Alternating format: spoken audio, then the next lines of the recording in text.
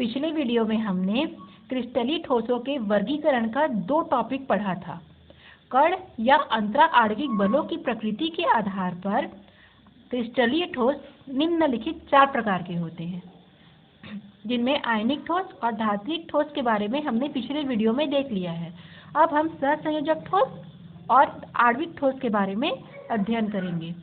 तो तीसरा पॉइंट है सहसंयोजक ठोस। चलिए इसे पढ़ते हैं। सहसंयोजक ठोस में अवयवीकरण और आकर्षण बल क्या होंगे उसे हम देखते हैं। तो सहसंयोजक ठोस में अवयवीकरण परमाणु होते हैं और उनमें आकर्षण बल जो पाया जाता है वो होता है सहसंयोजक या सहसंयोजी बंध। क्योंकि नाम से स्पष्ट है सहसंयोजक ठोस, तो उनमें सहसंयोजी बंध ही पाया जाएगा।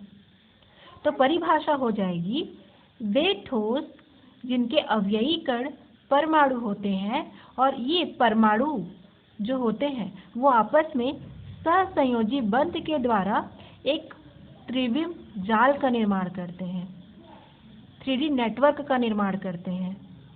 इस कारण से इसे हम सहसंयोजक ठोस कहते हैं और ये बहुत ही अधिक कठोर ठोस होते हैं। इसे हम नेटवर्क ठोस भी कहते हैं। इसका एक और नाम होता है नेटवर्क ठोस। तो परिभाषा, वे ठोस जिनके अवयवी कण परमाणु होते हैं और उनमें सहसंयोजी बंध पाया जाता है और परमाणु सहसंयोजी बंध के द्वारा एक त्रिविम जाल का या 3D नेटवर्क का निर्माण करते हैं। तो इस प्रकार से बने ठोस को सहसंयोजक ठोस कहते हैं और यह ठोस अत्यधिक कठोर होते हैं। अब हम इसको उदाहरण के माध्यम से समझेंगे। तो इसमें उदाहरण आ जाएगा हीरा, ग्रेफाइट और क्वार्ट्ज। इन तीनों के माध्यम से हम इसे समझेंगे और इनके गुणों की चर्चा करेंगे। तो हीरा आप सबको पता है बहुत ही अधिक कठोर होता है। तो इसकी कठोरता का कारण क्या है? हीरा की कठोरता का कारण है हीरा में कार्बन पाया जाता है और कार्बन में sp3 संकरण पाया जाता है। तो इसकी संरचना यदि हम बनाएंगे तो वो इस प्रकार से होगी। चारों ओर से ये 4 कार्बनों से घिरा होता है।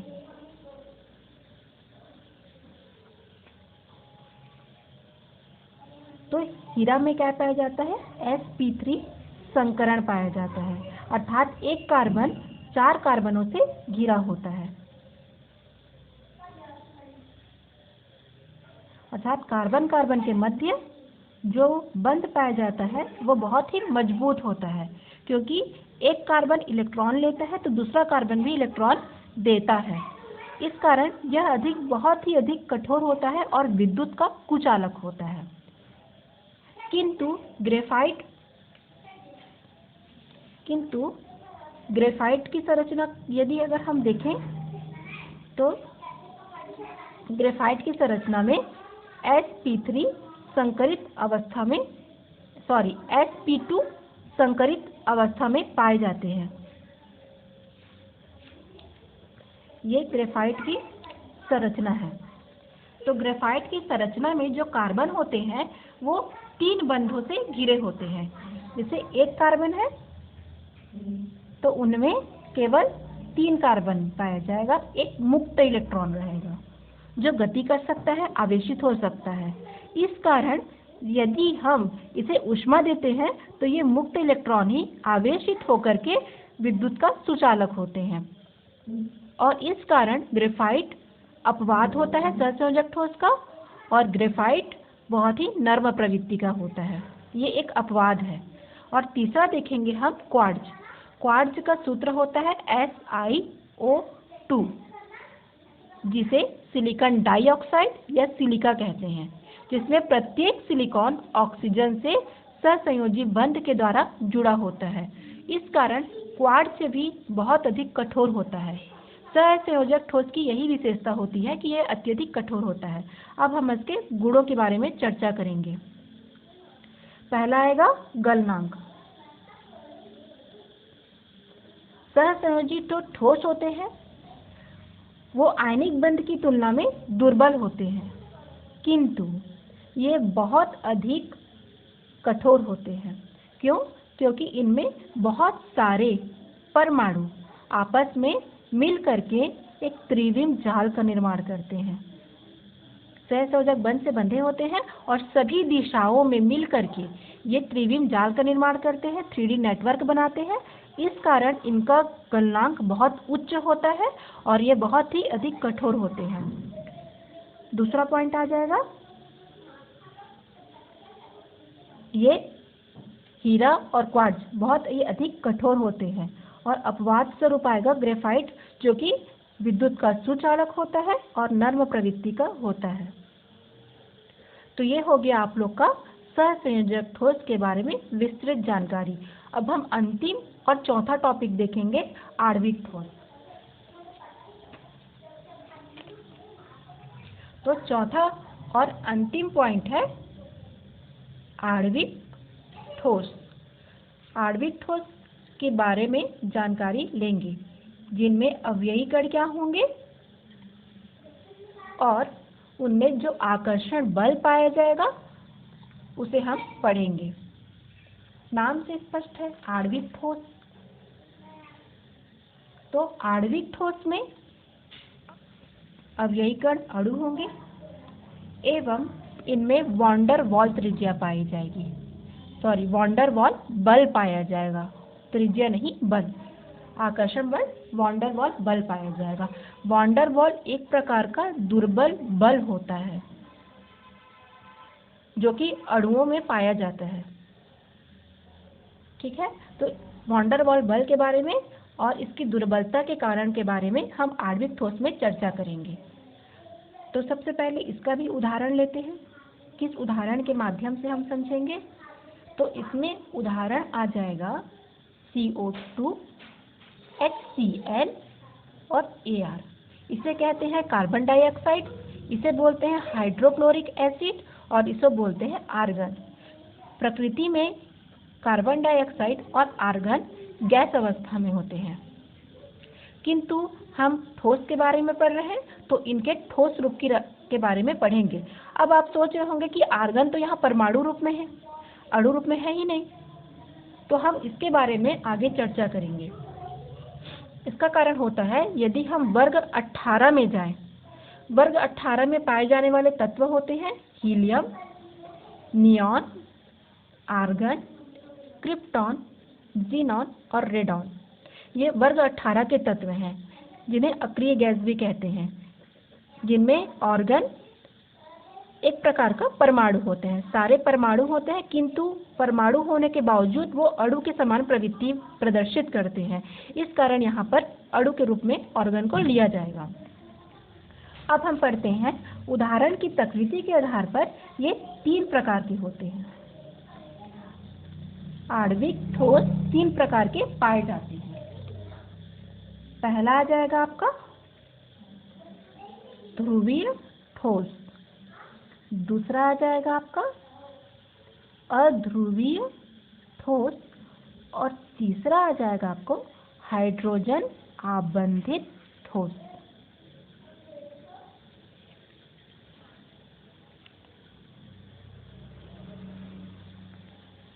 सबसे पहले हम पढ़ेंगे ध्रुवीय ठोस के बारे में।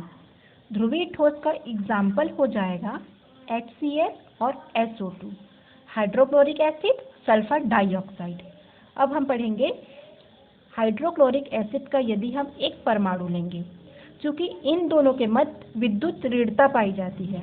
विद्युत ऋणता किसे कहेंगे? हाइड्रोजन और क्लोरीन में क्लोरीन का परमाणु क्रमांक अधिक है, तो इसका इलेक्ट्रॉन इसकी तुलना में ज़्यादा होगा, इसलिए साझे का जो इलेक्ट्रॉन है वो क्लोरीन की तरफ आकर्षित होकर के इसकी दिशा में चला जाएगा और इस पर आंशिक ऋणावेश आ जाएगा और इस पर आंशिक धन आवेश आ जाएगा। तो इसे ही विद्युत ऋणात्मकता या इलेक्ट्रोनेगेटिविटी कहते हैं।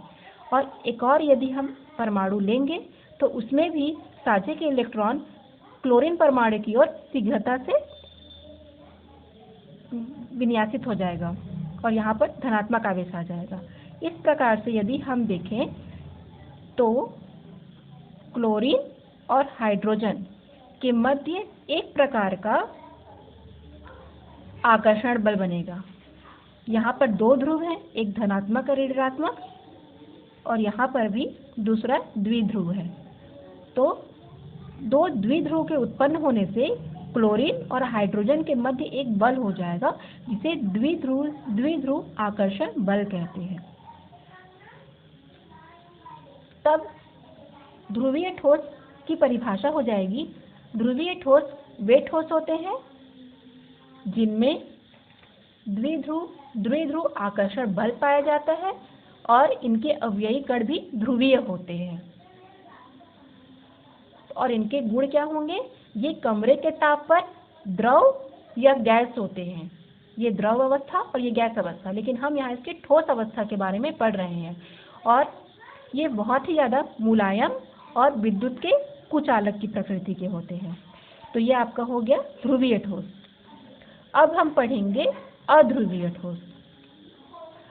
अध्रुवीय ठोस में एग्जाम्पल आ जाएगा आपका organ, carbon tetrachloride, carbon dioxide, H2 और I2। ये सभी जो एग्जाम्पल हैं वो आपके अध्रुवीय ठोस के उदाहरण हैं, जिसमें आपका I2 केवल ठोस होगा, द्रव अवस्था, बाकी ये तीनों गैसीय अवस्था में होंगे। लेकिन यहाँ पर हम इनकी ठोस अवस्था के बारे में पढ़ेंगे। तो सबसे पहले कार्बन को लेते हैं। कार्बन डाइऑक्साइड में ये कार्बन है, ऑक्सीजन और ऑक्सीजन। इसकी अगर विद्युत ऋणता की बात करेंगे तो कार्बन का इलेक्ट्रॉनिक विन्यास 6 होता है, इसका 8 होता है। अर्थात ऑक्सीजन के इलेक्ट्रॉन कार्बन की अपेक्षा अधिक है।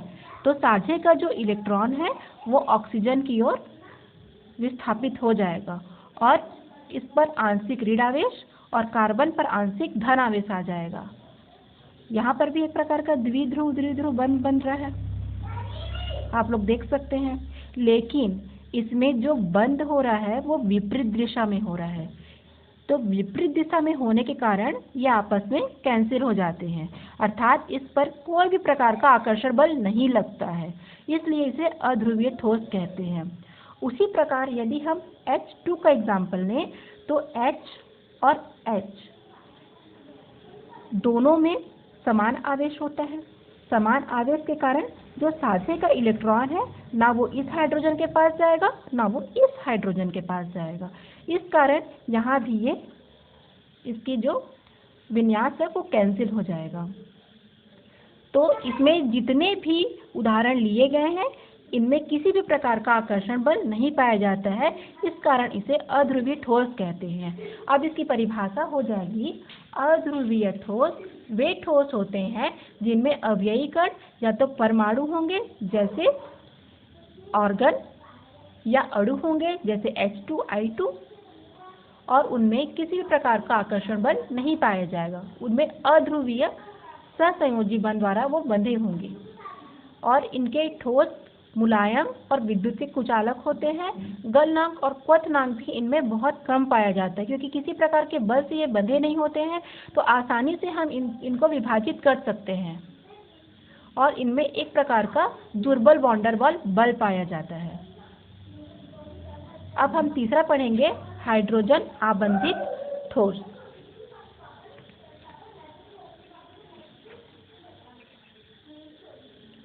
हाइड्रोजन आबंधित ठोस के बारे में पढ़ते हैं।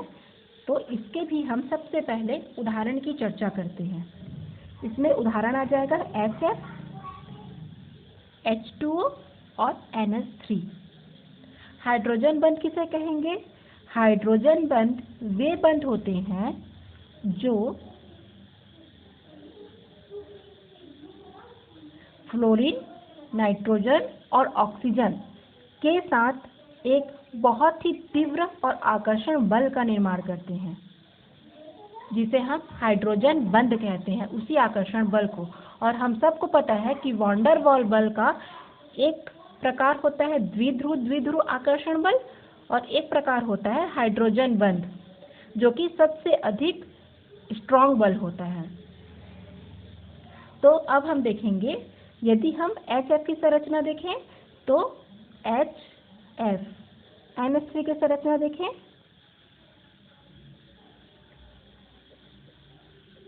और उसी प्रकार अगर हम H2O की संरचना देखें इस प्रकार से होगी, या इस प्रकार से भी हम संरचना ले सकते हैं।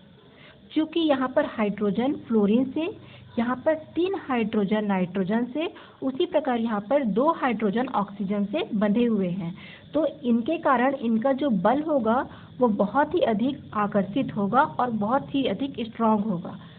इस कारण हाइड्रोजन बंध ध्रुवीय और अध्रुवीय ठोस की अपेक्षा बहुत ही अधिक कठोर और आकर्षण बल भी तीव्र होता है। हम जितने भी ठोस के बारे में पढ़े हैं उसमें हाइड्रोजन बंध सबसे अधिक स्थायी बंध होते हैं, प्रबल बंध होते हैं।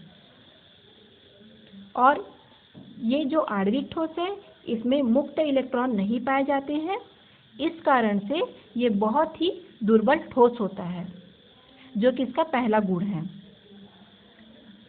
और दूसरा गुण हो जाएगा, ये विद्युत के कुचालक होते हैं। क्यों? क्योंकि इनमें किसी भी प्रकार का आवेश नहीं पाया जाता है। तो इस प्रकार से आपका आज का टॉपिक ठोसों का वर्गीकरण कंप्लीट होता है।